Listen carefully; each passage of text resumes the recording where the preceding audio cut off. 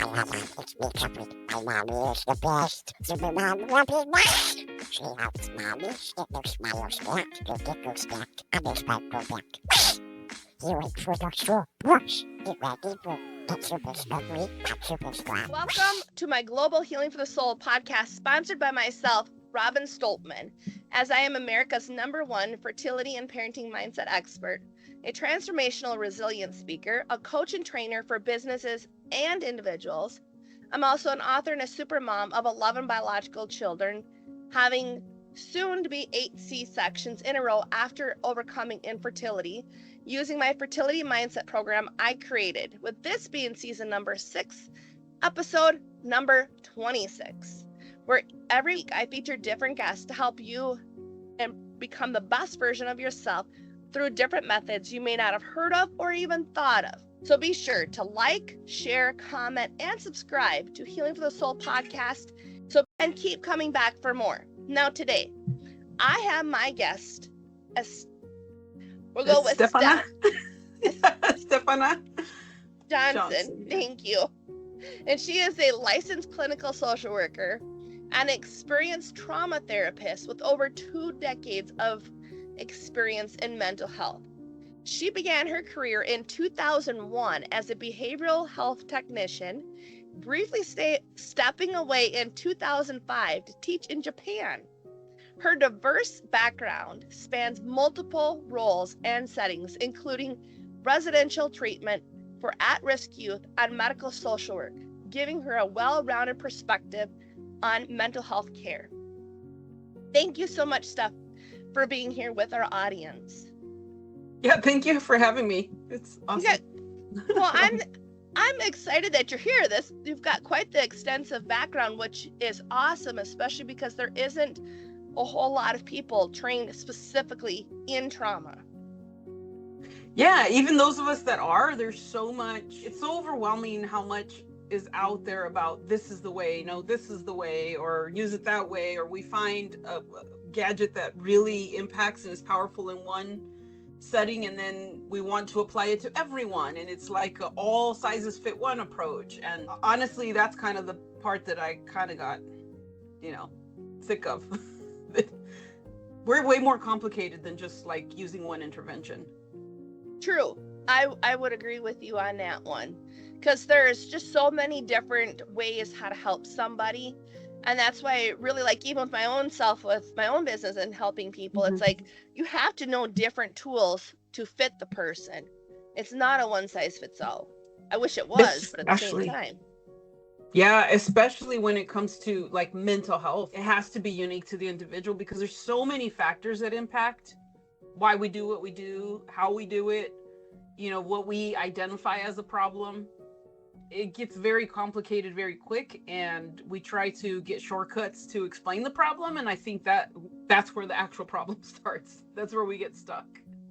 I would agree with you. So even with today's episode being, what is CMI?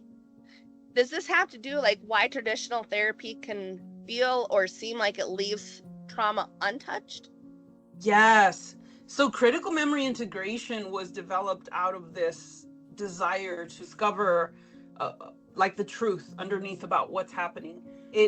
The approach itself, CMI, it's a process in which a therapist can guide you through an internal journey to identify what we call critical experiences or critical memories that are now driving your behavior in the now. So our brain's like a prediction machine, and it uses reference points from the past in navigating the world now, in everything from how we see ourselves and talk to ourselves, to how we interact with people, to how we interpret situations, and everybody's different. Where we get stuck might be a trauma, it might not be a trauma. That's why we call it critical experience. So it could just be a normal, thing that you learned at home with how you express things, but it's no longer appropriate or no longer effective for your life now. It doesn't match. So I give the example of like, here I learned to be polite by giving eye contact and shaking hands when you meet people. But when I lived in Japan, that was very not acceptable, right? In Japan, you don't do eye contact. It's rude to do eye contact. So you bow. And boy, it was a process to try to integrate myself into that society. when I'm like the loud Hispanic that wants to not only shake your hand but hug and kiss you on the cheek, like that is definitely a no-no in Japan. Oh. So there's no trauma in there. That's just part of culture, and yet it doesn't match the situation, right? So think about it as anything that you do that doesn't match, doesn't always have to come from trauma, is probably being driven by some experience in the past that is outside of your conscious awareness. And this is where therapy sometimes gets stuck, is because it assumes what the problem is, and it might not even be the obvious thing. It might be some nuance or cultural aspect or other experience. Often is the thing that we didn't think impacted us that is what's causing the issues. I like that, because I would agree with that, because I'm thinking back to all my hypnosis training, because I'm like, yeah, that's where I'm like, I clash myself, like even with the traditional talk therapy, because it's like it doesn't work for everybody, and it certainly hasn't, because there's a lot of people who have trauma that go expecting to get help, but they're not the same. And that's what I try to tell people. I'm like, there's a difference between like a trauma informed therapist that actually has the experience in doing it versus just like the ones that don't. Like I've tried to explain to people the differences between like the mental health worker versus the psychologist versus the one that's the trauma actual therapist. Expert, because there is a difference between them. Like huge I've done difference. The research on them. Yeah, huge difference. And I mean, the number one important thing is that you feel connected to the individual, because your nervous system is suspicious. Like if it does not feel safe, it ain't going nowhere. It's not healing nothing, right? But Yep. I totally empathize. So not to like disrespect any of my industry, you know, my colleagues, because I myself was one of those ignorant people when I started in the field, and I was taught heavily like cognitive based approaches. You change the thinking errors, you address the distortions, you know, watch your self-talk, and you do affirmations and imagery. And I'm working with at-risk youth that had been adjudicated of horrific crimes, and they're in residential, and it was like an uphill battle, for one. For two, even those that did well and could like regurgitate word for word the stuff, they were like the group experts and could call out Johnny's thinking errors and Freddie's, you know, behavior cycles. And then when the situation hit, it was like, it was all out the window. And I'm like, what is wrong with you? You must not really want to change, because clearly you have all the answers. And once you know better, you do better. Such an ignorant place to be, because it wasn't trauma informed. It's not considering the fact that our thinking is upstream from our feeling, upstream from our nervous system catching information. And once it's already kicked into fight or flight for whatever reason it thinks is a presented danger, we're no longer in the driver's seat. No amount of self-talk is going to tell your heart rate to slow down or to get out of fight or flight. Yeah. So yeah, no amount of self-talk, no amount of, you know, doing affirmations is going to outcompete your nervous system response, which is wired to keep you alive. If it perceives a threat, it doesn't care about your opinion about its, you know, self-talk or its thinking errors. It's going to do what it's wired to do to survive. And the problem is, Robin, this is the part that gets me so upset about my industry, is that when we don't understand that, and we go out and we preach about self-talk and do all this, it's so limited. There's truth to it, but it's limited truth. But then you have the individuals who come in with wholeheartedly looking for help. And now the professionals tell them that it's this that's the problem. But for them, it really isn't. There's something deeper that the professional doesn't understand. And the person takes it and interprets it as, see, I am broken beyond. Like even the best of mental health cannot fix me. And they internalize it. And it is so damaging when it comes to trauma, to have that misinformation out there. Is like, I'm not saying to stop talking about those things, because they are important, they are impactful, but it's not complete. It's not all of the truth. Yeah, and I would agree with you, especially on that part, because that's where, even with the hypnotherapy, I've noticed that with a lot of people, they're like, well, do I have to talk about the problems? Do I have to do this? Do I have to do that? And it's like, no. There's so many tools where you don't even have to talk about the problem. You don't even have to think about it. But your body, the nervous system, is still the one in charge, like what you've said the whole time, because that's where the subconscious mind is ran. And that makes up 95% of all of our habits or beliefs, everything that we do on that autopilot. That's why when you sit there and said about how we can do all the positive self-talk, but when you're in that moment and you need to pull up the information, it's out the window. It's out the window. And the hard part too is the talking about it, you come with assumptions already. If you're talking about it, that means you already thought it out. And you think you know where the problem is. And that's where people get stuck in these circles. CMI is the antithesis to psychotherapy, I think, in some way, because I don't want to hear what you think the problem is. I want to know where the signal is. So if you come in and you tell me, Steph, like, I keep getting caught up in these like toxic relationships and I get so attracted to these people that just like abuse me or, keep me. Why am I so messy? I don't want to talk about, well, what is the pattern with this and that? Like, let's check it out. What happens in your body when you tell me about that? That's what we call a signal. That thing is what's going to take you to truth. And that truth is so hidden often beneath your conscious awareness, you might not even make logical sense at first until you listen to it. That means you have to shut up. That is true. that is very true. That's why stop assuming. If you haven't got this way, the thinking and the making up and those type, it hasn't gotten you there yet. So how about we just try to be curious and see what it shows us? Exactly. That's why I like what you said. That's where there's that, when you're in the silence, that's when it matters, because that silence gives you clues. That helps you out to figure out what's really going on. And there's so many things going on in this world that it's like it's hard to silence all that noise when you're in it. And so many people have so many things going on in this world. And they don't know how to silence it because they keep rationalizing or logicking through problems. It's a great skill to have, but it gets in the way of really connecting with your body because your body doesn't use its same form of logic or reasoning. No, it certainly does not. So how does the body keep score even when the memory fails? Because people have a very distorted understanding of memory, very limited.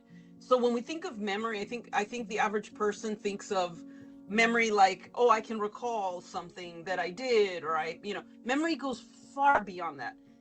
There's like explicit memory of things that you can recall consciously, and then there's implicit memory, right? Like how to walk, that's in your muscles.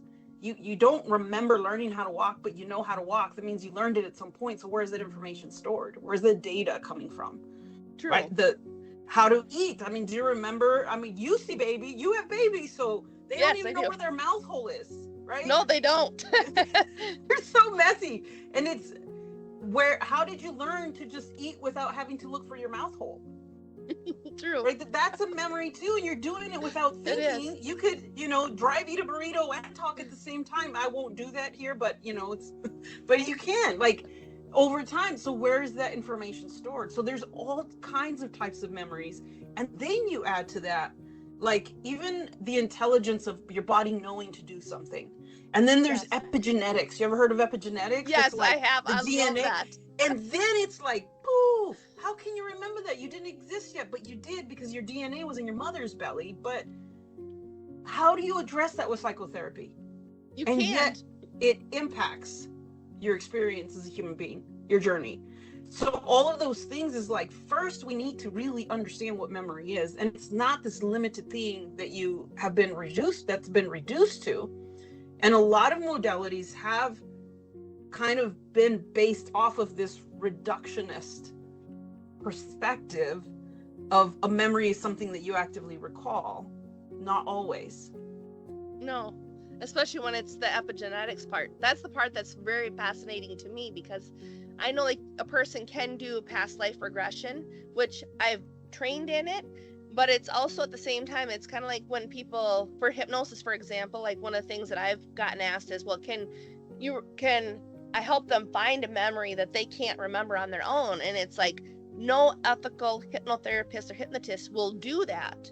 Mm-mm. If you have any ethics, you don't do that for the age regression where you bring a person back and all of that, because they have proven in multiple studies that when you bring a person back, when you're doing age regression is technically what it's called, is it creates false memories. Yes. And if the body doesn't remember it on its own, leave it alone, because eventually what I have found to be true is that over time, the body will remember on its own what happened. Here's the kicker with that, Mhm. Robin. I don't know if you know this, but did you know 50% of our memories are false? Oh yes, I did know that one. They're false anyway, Yeah. right? So Memory even saying, is okay, we're not deletion, going to distortion. Yeah. Yeah, all the time. And how we remember things, there's my side, your side, and then the objective thing that Yes. happened. But even that could be interpreted differently by other people. So it's so much more complex. And when we get stuck on, okay, I'm not going to do this because we might do that, but you don't realize that that thing is already a factor, whether you move towards it or not, right? So True. So here's the thing that I find with CMI, right? So like, let's take, for example, how I was trained. There's modalities out there that are looking for like a negative cognition, and that's where Yes. they start. There's modalities that are looking for an image or a scene, and that's where they start. Some of them look for a somatic response, and that's where they start, right? There's different Yeah. approaches to what they believe the problem is. We're saying the truth is it could be any one of those.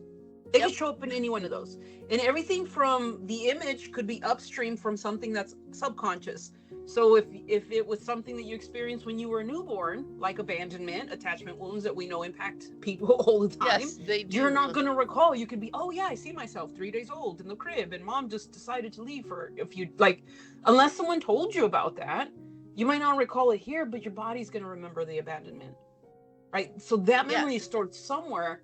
And I know there's this whole argument about like the body keeping the score. No, it's the neurons and the, come on now, people get like liver transplants and have new memories. So data's stored somewhere. It's stored everywhere.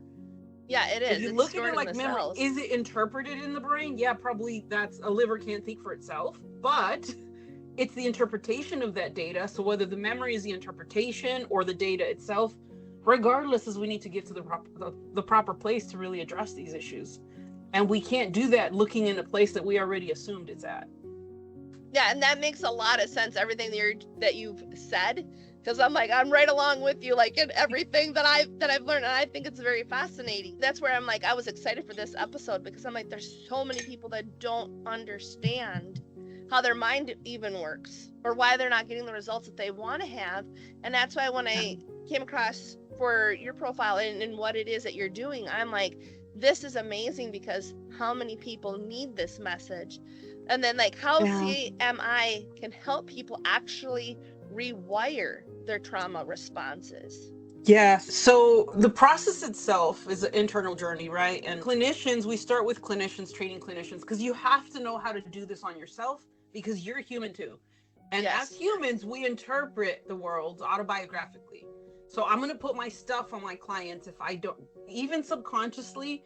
We talk about like they call it transference and countertransference, and they get whole chapters at school and teach us.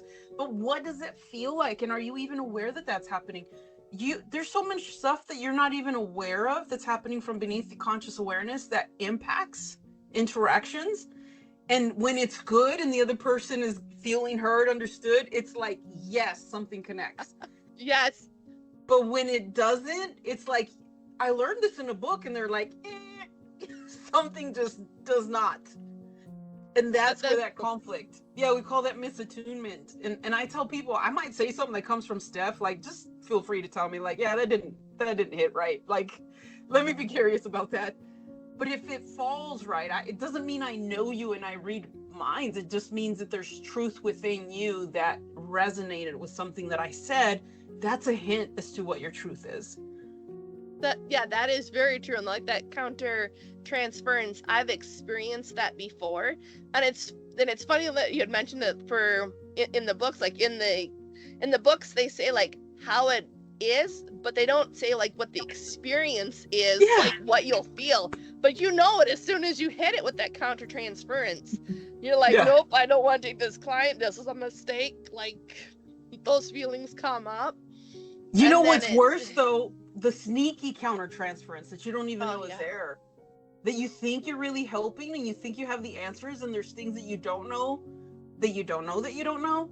And there's things that the client doesn't know that they don't know, and that's just a bad combo. It's horrible. I've had that experience once so far. And it's really bad. It's not fun at all.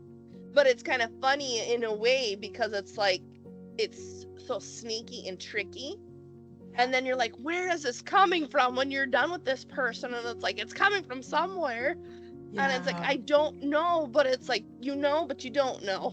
You're trapped Yes. in that emotion. Yes. Well, CMI is it's teaching the person to find out, to uncover it by following that. That's what we call a signal. So when you have that feeling of where's this coming from? And now I know every time, not to ruin it for anyone, but you come across a problem or a response, it's you, it's not them.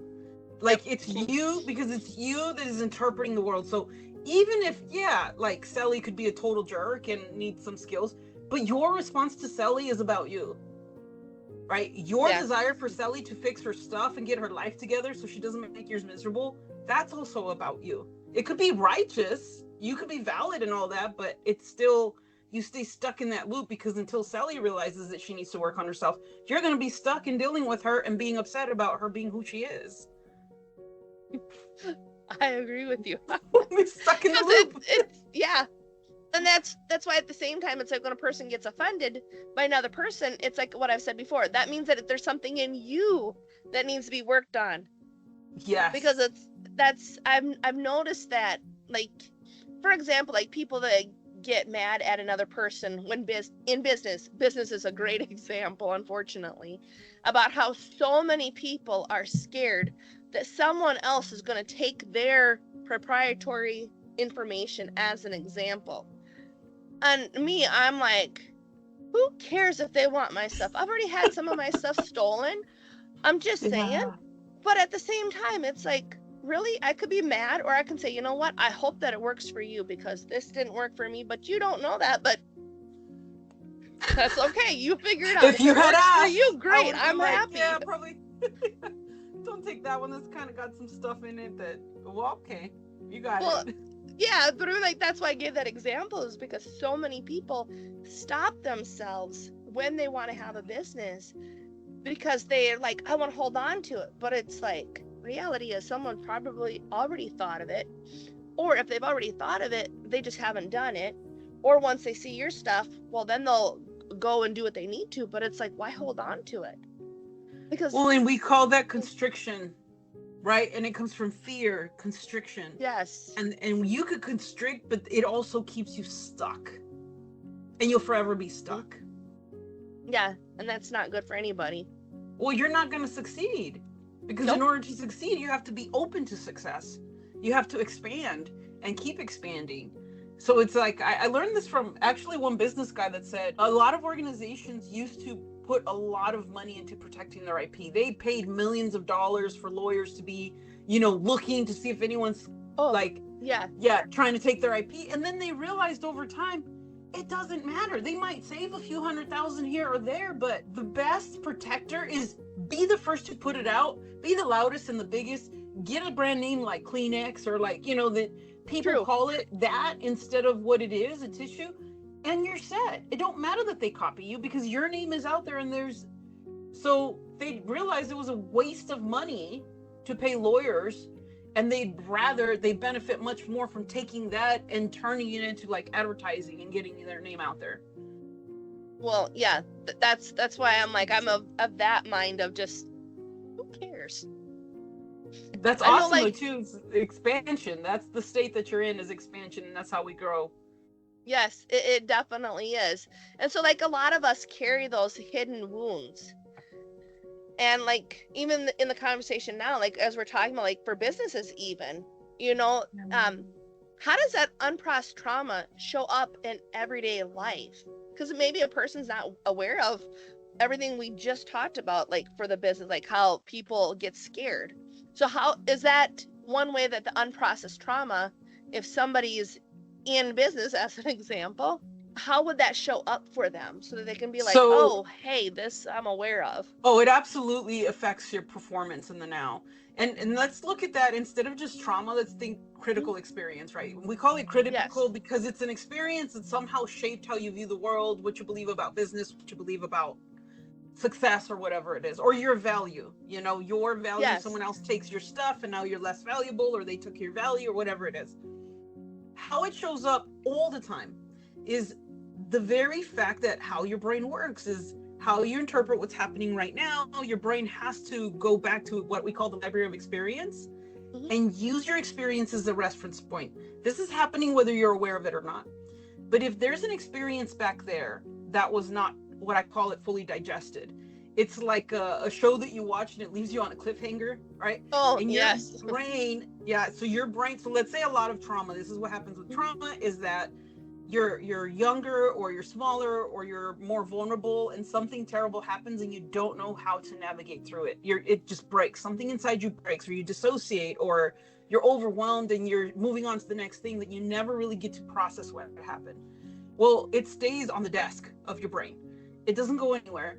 It's an unresolved thing. It's a cliffhanger, and anything in the now that reminds your brain of what happened back then, it's going to pull in, and it's going to pull that experience and this one, and now you're feeling the feelings of back there, not just right here. So now you have all this stuff where someone betrayed you and lied to you, and you just decide to shove them in the closet and never think about them again, cut them off.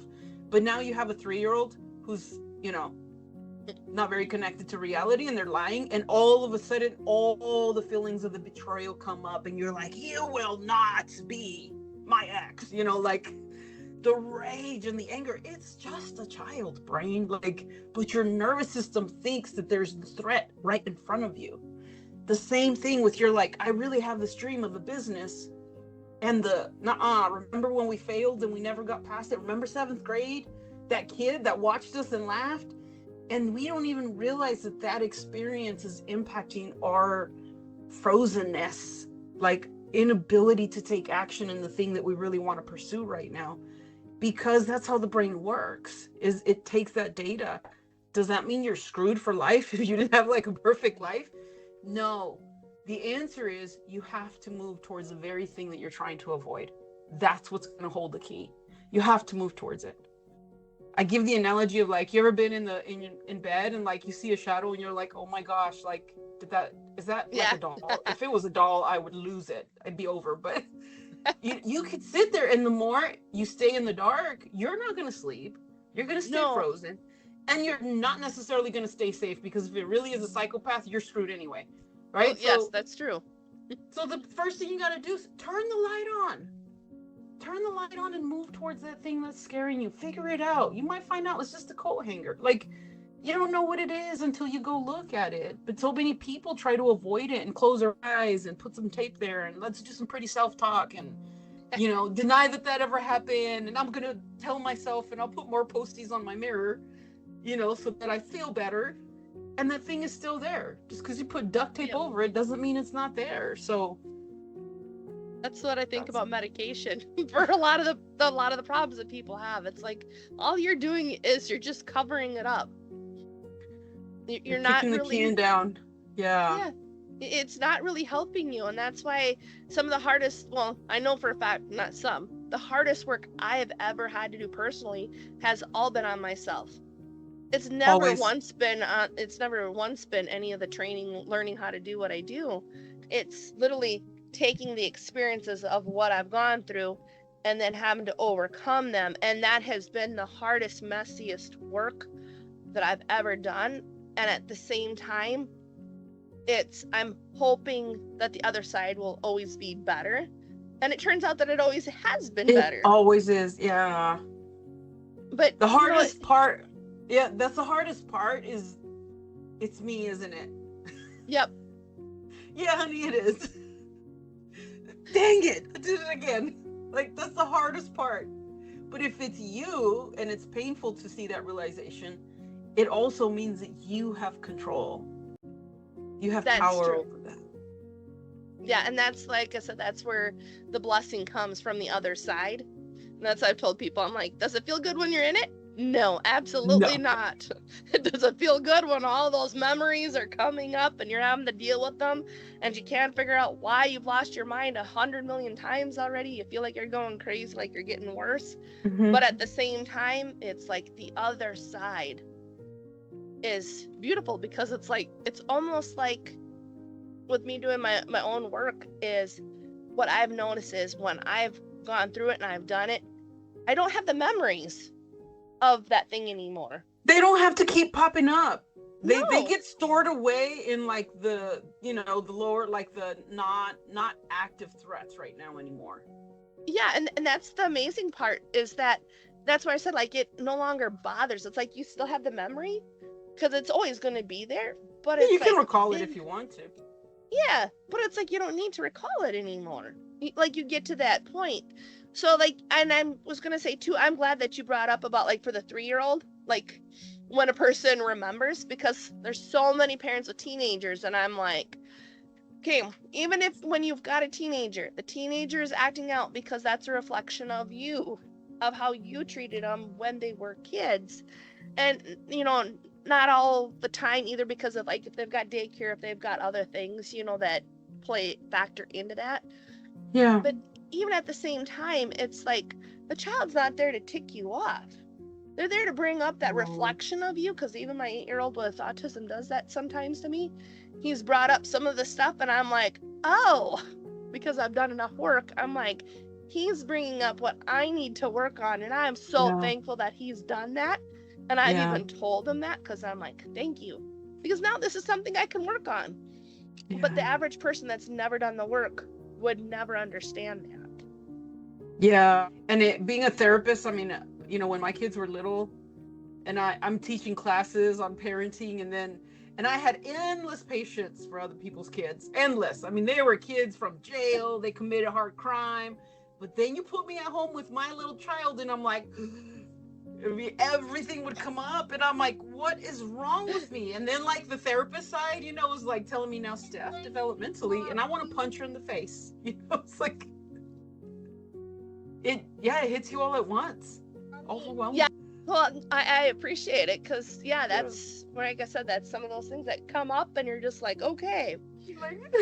I can relate to you, because I know, like, that's one of my things that I'm like, okay, well, I know how to parent, I know how to do things, but then sometimes even that comes up, like what you just said, I got patience for everybody else, but then sometimes it's like, okay, I got to remember not everybody has the amount of kids that I've got. No, they don't. Or right in a row. That's a lot. So that's why I stopped it too, because I was like, I don't want to go back to prison. I want to stay out. Like, I want to violate my parole. You know, I'm gonna stay out. Well, that's why I even said what I said, because it's like sometimes it's like I want to be able to do things, and I'm like, okay, but even that stops me. Because of that reason, it's just like, okay, if I'm going to help somebody else, I have to know my own stuff, you know, that comes up. But then it's kind of funny at the same time, because it's almost like other people put us on a pedestal when we're the ones that are expected to know how to do everything. But then when we have our own issues that come up, it's like the pedestal doesn't really exist. Like, nobody has it all together, even though it appears like it.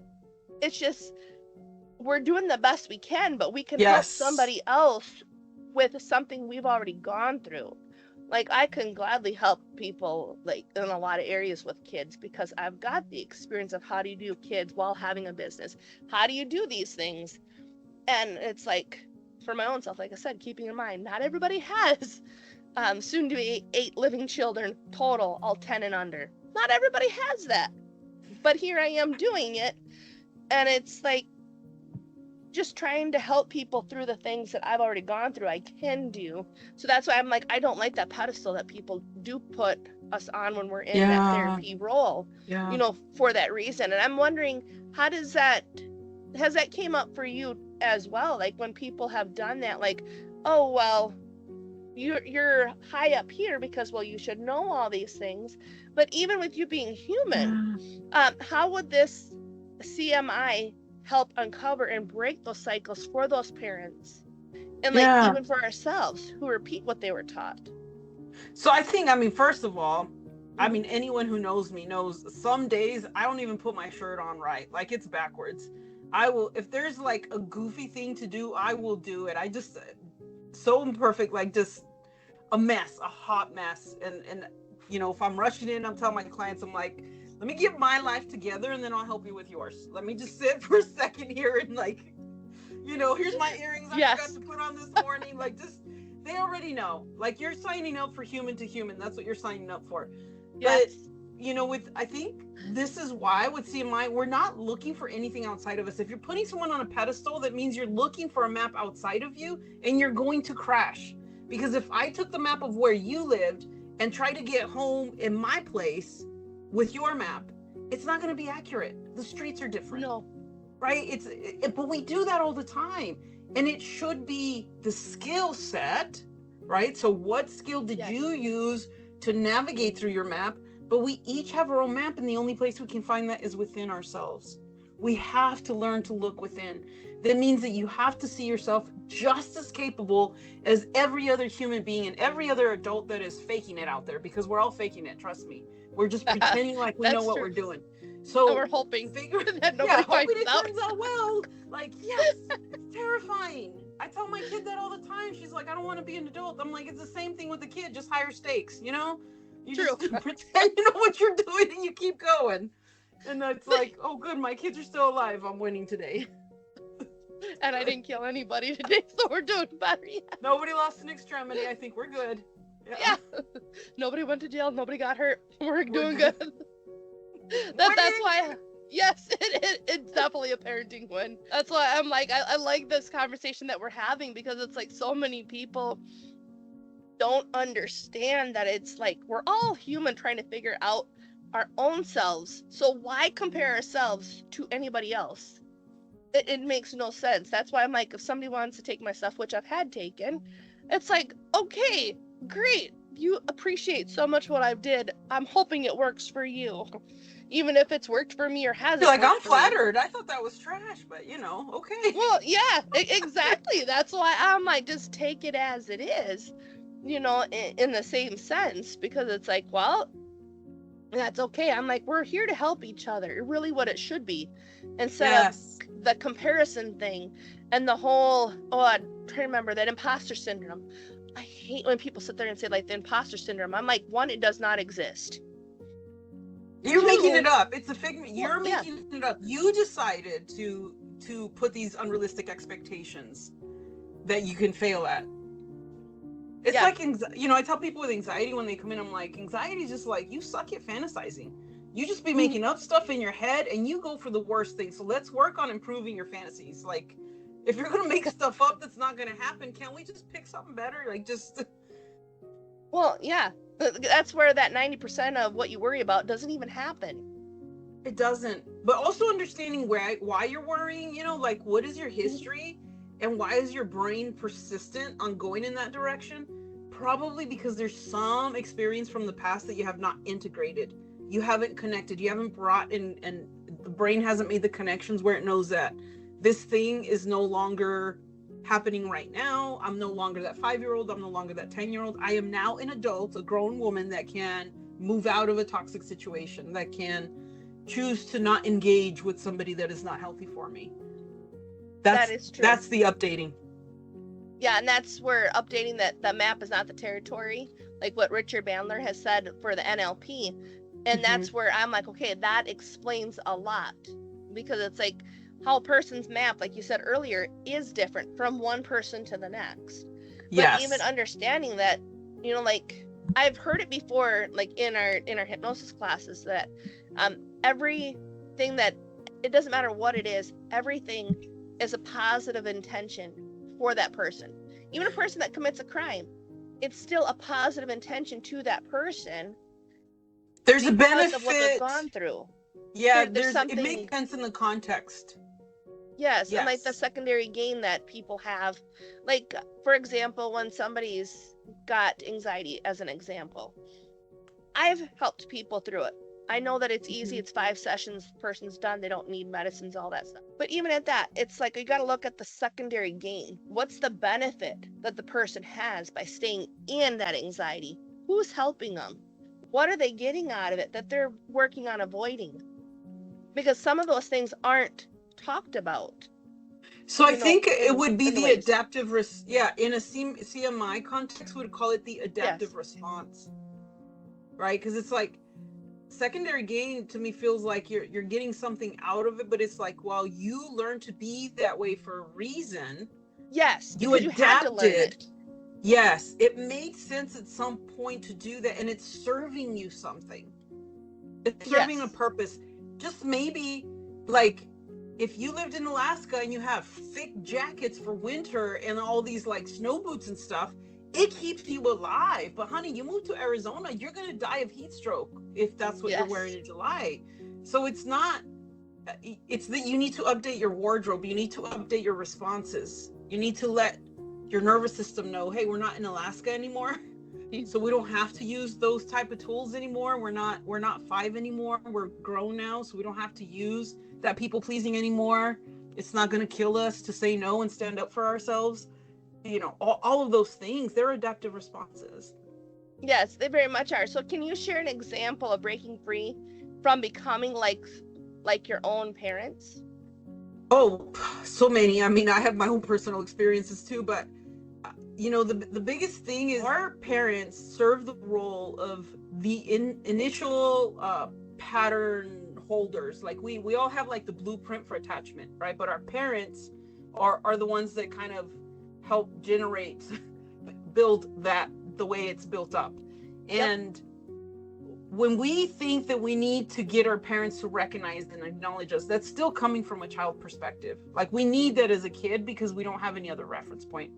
True. When we grow up, where our agency lies, our control, is to recognize that the way they raised us and how whatever they did, whether you agree with it or not, whether you think they did the best they could, or I think my mom could have done a little better, but you know, that's all personal, whatever the judgment is, it doesn't matter. It doesn't matter in the sense that I'm not minimizing your experience, but it's not relevant to whether you overcome it or not. What is relevant is how you choose to reparent yourself, like some modalities call it reparenting. To me, it's just integrating those experiences, bringing them to light, and connecting with the truth. So if my experience was that I was worthless because I was not listened to, I was not acknowledged, my opinion didn't matter, I had to shut down so I can accommodate my alcoholic parent or whatever it is, the truth is every child is worthy. That's the truth, right? So reconciling with the truth would be going back, accessing that experience, because you're only here in the now. You are here in the now. Mm-hmm. Everything else is an experience, and it's encoded in your neural networks. It's like a memory trace network is what we call it, right? That's all it is. It's all, and you have access to that at any given time. So that's how we're activating the experience. When you activate it, the process is called memory reconsolidation. It's a memory that activates that network.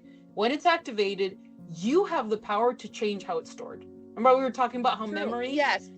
You have the power to change it. Now what happens? Most of the time that painful memory comes up. We're like, ooh, I hate it. And we add don't want to deal with the misery and we shove it back in the closet. And now it's even worse when it comes up. And every time it pulls up and we reject it, it enhances and enhances and enhances until it's this big ball of dark goo that we don't even want to think about thinking about it because it's so terrible. And we have inadvertently used our power to make misery worse, like a painful thing even worse. So what we're trying to do is do it backwards, is connect. So you go back and whatever memory or experience comes up, whether it's a memory, whether it's a feeling, a felt sense, whether it's a metaphor, because your brain comes up with all kinds of different things. The trick is to be able to hold space for it from a place of agency, what we call dual awareness, that I am here now. That was a past experience, and I am pulling it up, and my body's experiencing it, but I am the experiencer, not the experience itself. I can rewrite that. And in that moment, if it is a child that comes up, a child version, we could call it parts work, I have the power to go to that child and hold her. I can take her in my arms and say, little Steph, you're not there anymore. Yeah, Monty, guess what? You learned English, baby. And now you know 2 languages. Like, yes, it was hard, but I've got you now. And you don't have to worry about anyone else accepting you.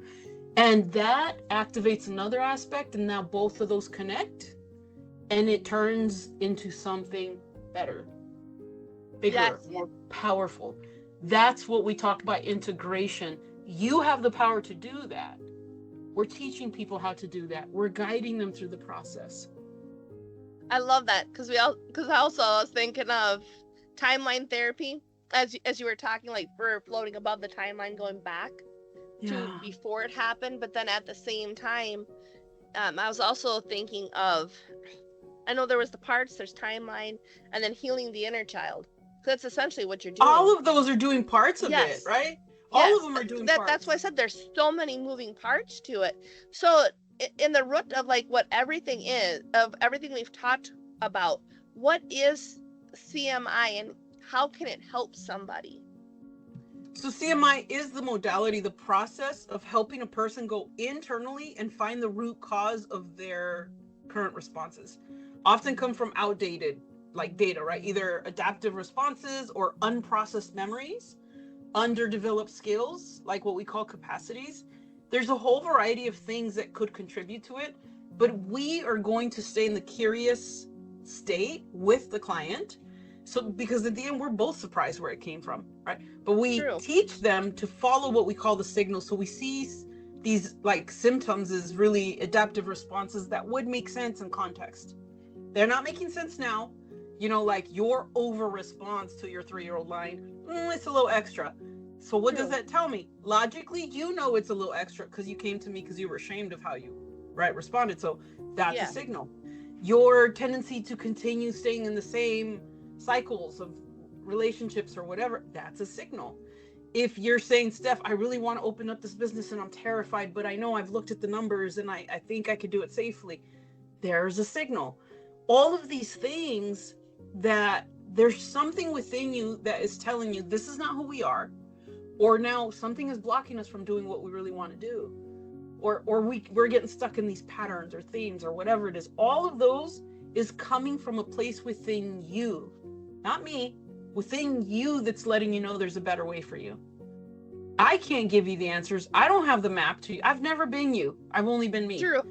Right? So, but what I do have is the understanding of how the brain interprets information, how the nervous system gets wired, how our body responds. Those are the information. That's the stuff that I'm an expert in.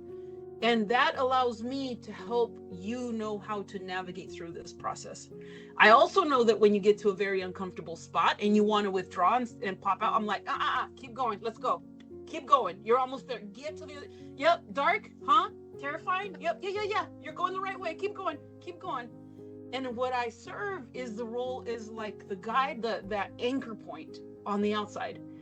It's that friend that goes with you to the haunted house. I wouldn't go by myself, but with a friend, and I have someone to tell stories with, right? But you have them there. You can always push them in front of the clown in case it's, really scary. True. I put my 10-year-old in front of the clown. I'm a bad mom, man, because I didn't know how terrified of clown was, and I always thought I would die for my kids. I won't. I realized I won't because I fed them to the clowns.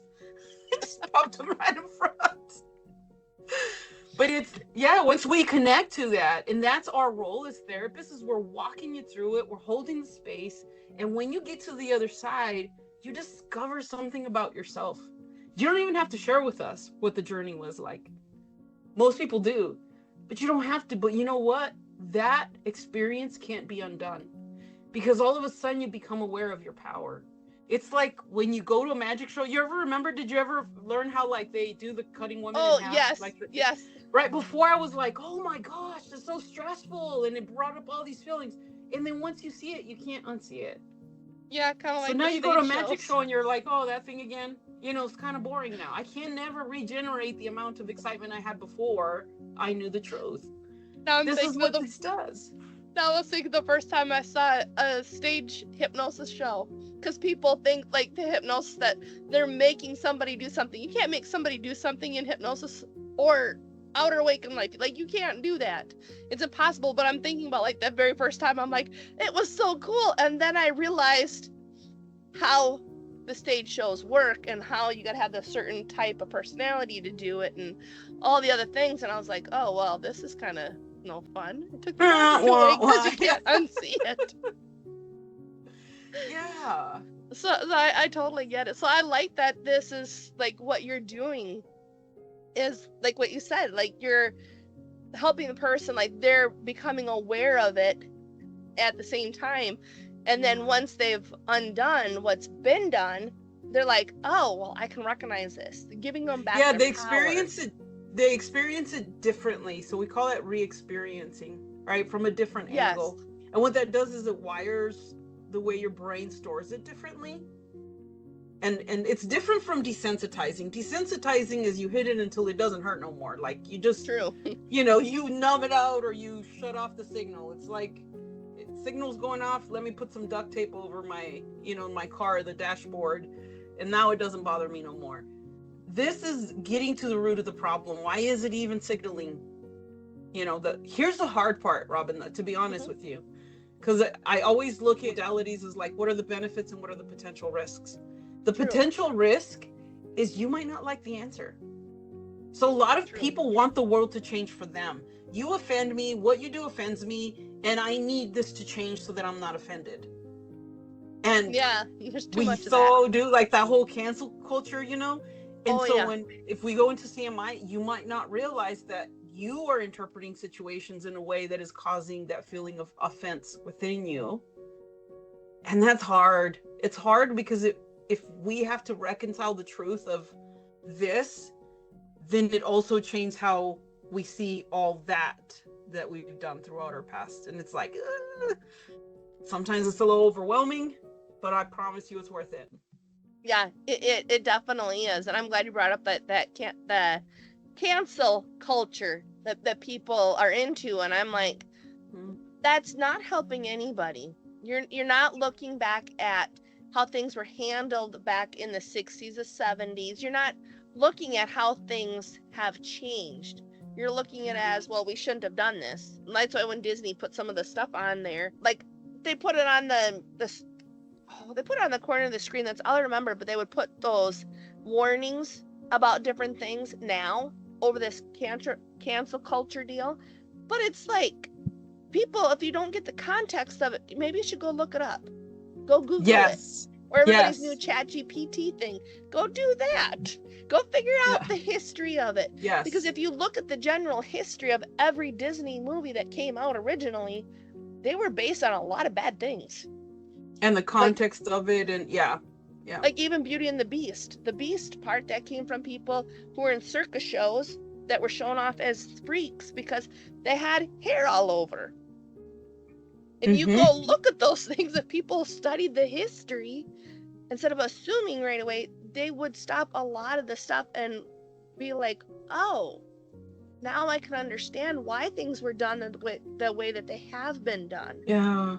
But we assume because it's our own reference point of experiencing the world. And it's really hard. It's really hard to change those things. And if that's why it's like the answers are more inside of you. And if we can get you to understand how to tune into them, it's going to be so much more efficient. Your pathway forward is going to be so much more efficient, so much more effective. And as a clinician, makes me look good. I'm like, I didn't do nothing. All I did was that way, point the compass. And you discovered these brilliant things that I could have never imagined because it's within you. I can only specialize in me. That's very true. And that goes for all of us too. That's why I'm like, I don't like the whole pedestal thing. And well, you should know better because you've done this and done that. But I'm human. Last time I checked, I got a pulse. It still says that I'm human. Yep. So before we close our show today, what is the best way for our audience to get in contact with you? I would say go to our website, arisealliance.org. We have resources there, information there, connect with us there.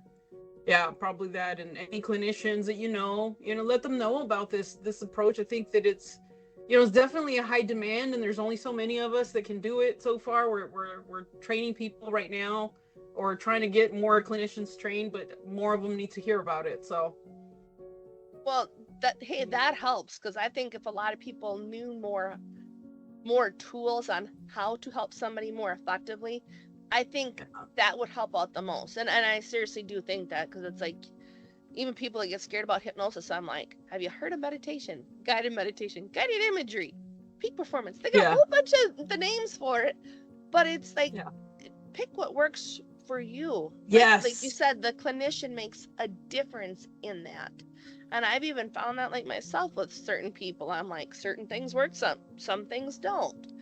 So I want to remind everybody to please share Healing for the Soul podcast with everyone that you know. And I encourage you to follow me, Robin Stoltman, on social media, and my guest. I'm not even going to try to pronounce your name. Estefana Johnson.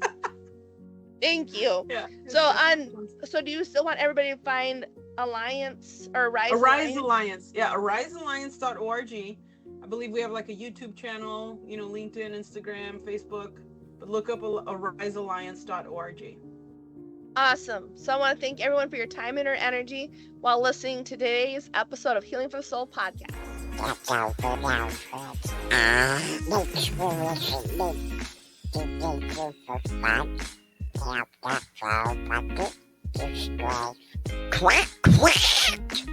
Bye-bye. Wow, next time.